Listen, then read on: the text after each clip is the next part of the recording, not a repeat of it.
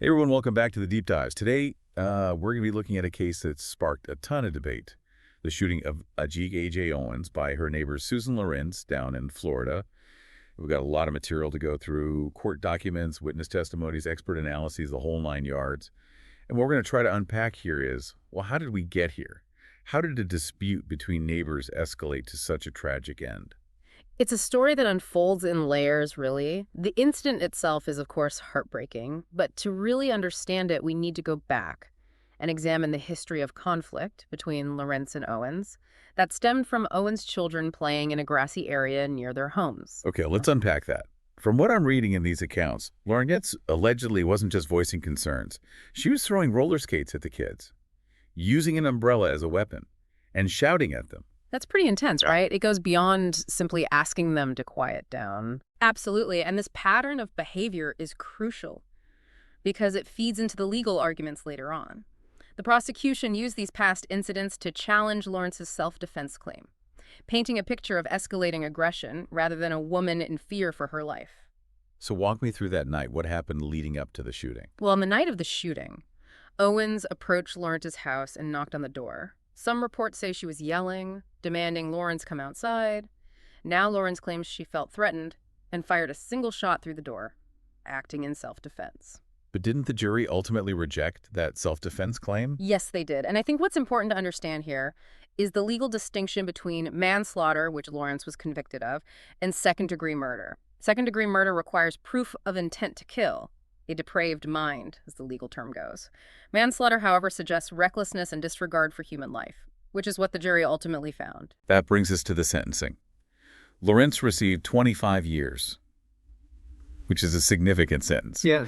Can you shed some light on the judge's rationale? I mean, Right. 25 years, that suggests he saw this as more than just a tragic accident. Absolutely. The judge considered several factors, including Lawrence's history of abuse and mental health issues, which the defense presented as mitigating circumstances. But he ultimately concluded that the severity of the crime and the lasting harm inflicted on Owens's 4 children, who will now grow up without their mother, outweighed those factors. Yeah, that sentencing hearing must have been incredibly emotional. I'm reading here about Pamela Dias Owens' mother delivering a powerful statement about caring for her daughter's traumatized children. It really underscores the ripple effect of this tragedy, doesn't it? Yeah. It's not just about the immediate victim, but about the shattered lives left behind. That's a key takeaway here. And it speaks to a larger point that the judge seemed to be making. He was, in a sense, balancing justice for the victim's family with compassion for the defendant's personal struggles. It's a delicate act, and it highlights the profound consequences of actions, even those driven by fear or past trauma. Okay, so we've got this really complex backdrop. Yeah. But there's another layer we haven't even touched on yet. The racial dynamics of this case. We know Lawrence is white, Owens was black, and the shooting occurred in a community with a history of racial tensions. How did this aspect play into the public perception and legal proceedings? It's impossible to separate this case from its racial context, the initial response from law enforcement. The weeks it took for Lawrence to be arrested and charged immediately sparked outrage and protests, particularly within Ocala's black community. So there was this sense that justice was delayed, Yeah. maybe even denied, because of the racial dynamics at play. Exactly. Many people felt that if the roles were reversed, the outcome might have been very different. And then, of course, we have the fact that Lawrence was convicted by an all-white jury. That detail can't be ignored, right? It absolutely can't. While we can't know what went on in that jury room, the lack of representation inevitably raises questions about whether implicit bias, even unconscious, played a role in their deliberations. That's a really important point to unpack further. Can you explain a bit more about this idea of implicit bias, especially in the context of the justice system? I think it's something people hear a lot about, but maybe don't fully understand. Implicit bias refers to the unconscious prejudices and stereotypes we all carry, shaped by our experiences and societal messages. It's not about intentional discrimination, but rather these subtle mental shortcuts that can influence our perceptions and decisions without us even realizing it. So even if these jurors believe they were being completely fair, their implicit biases could have influenced how they interpreted the evidence or viewed the defendant and victim. Precisely. And that's why representation in the justice system is so crucial. If juries don't reflect the diversity of the community they serve, it can lead to outcomes that feel biased, particularly in racially charged cases like this one. This lack of representation further erodes trust in the system, particularly among minority communities who have historically faced discrimination. That makes sense. It creates this feeling that the system isn't designed to protect them, that their lives and experiences aren't truly valued. And that feeling is only amplified in a case like this, where a white woman shoots her black neighbor and claims self-defense. It just hits a raw nerve, historically speaking. Absolutely. It taps into a long history of racial injustice in this country, where Black lives have been systematically devalued. And it raises questions about whether we've truly moved beyond those historical injustices, or if they continue to manifest in different ways. We've been focusing on the legal and social aspects, but this case also brings up some really tough ethical questions. Like, how do we define self-defense in a situation where there's already this history of bad blood? Can someone's past behavior, their aggression towards others, impact their ability to claim they felt threatened?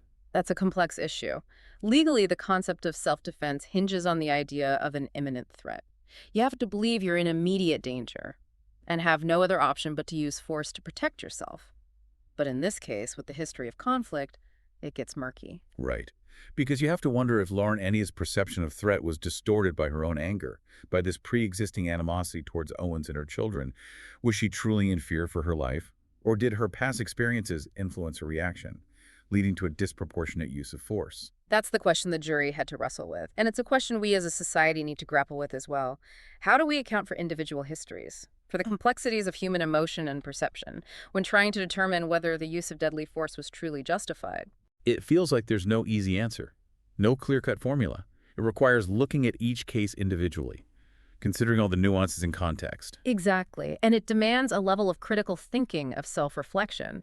That can be uncomfortable. We have to be willing to examine our own biases, our own assumptions about threat and safety, and how those might influence our judgments. Okay, so let's bring this back to the specifics of the case. You mentioned earlier that the judge considered Lorinc's history of abuse and mental health issues during sentencing. Can you talk more about that? How do those factors typically play into a judge's decision? Judges often consider a defendant's personal history and mental state as mitigating factors. The idea is to understand the context of their actions, to see if there are underlying issues that might explain, though not excuse, their behavior.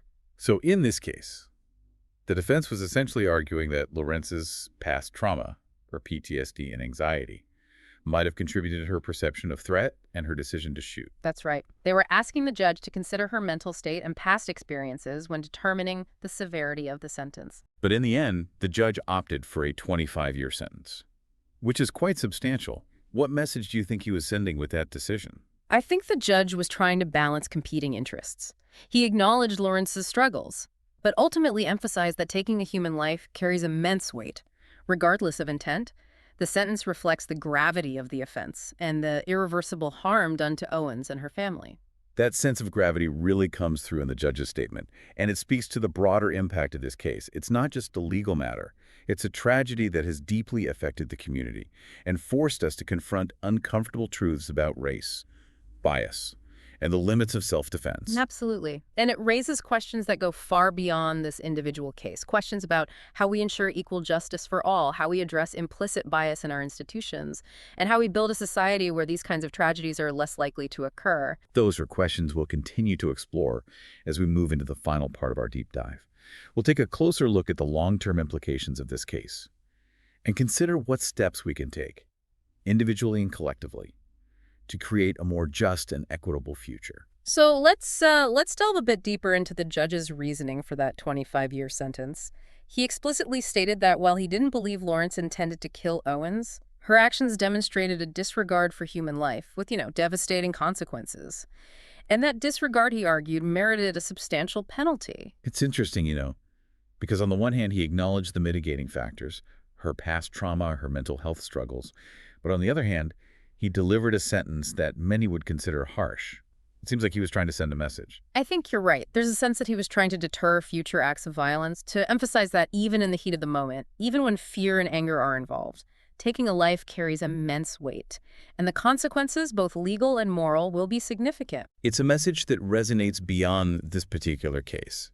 It speaks to a larger societal need to find ways to de-escalate conflict, to address the root causes of violence, and to create a culture where resorting to deadly force is truly a last resort. Absolutely. And that brings us to the broader implications of this case. It sparked national conversations about race-implicit bias and the flaws within our justice system, the protests, the outrage.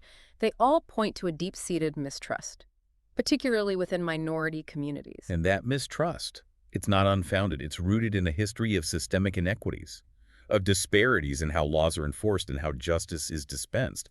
This case in many ways has become a symbol of that larger struggle. It has. And it challenges us to confront those systemic issues head on. How do we reform our justice system to ensure fairness and equity for all? How do we address implicit bias, not just within the legal system, but within ourselves and our communities? Those are tough questions, but they're questions we can't afford to ignore. This case has shown us in a very stark way the cost of inaction, the cost of unaddressed biases, the cost of a system that doesn't truly serve everyone equally. It's a sobering reminder that progress requires more than just awareness. It requires action. It requires each of us to examine our own beliefs and behaviors, to challenge injustice wherever we see it, and to advocate for a system that upholds the values of fairness, equity, and accountability. This deep dive has been a heavy one, but incredibly important. It's forced us to confront uncomfortable truths, to grapple with complex ethical dilemmas, and to consider what role we each play in creating a more just and compassionate world. It's a conversation that needs to continue, a process of reflection and action that we all have a responsibility to participate in, because ultimately creating a better future requires a collective effort, a commitment to understanding empathy, and a relentless pursuit of justice for all. Thank you for joining us on this deep dive. We hope it sparked some reflection, some dialogue, some motivation to engage with these critical issues in a meaningful way. Until next time, keep questioning, keep learning, and keep striving for a world where tragedies like this become less and less frequent.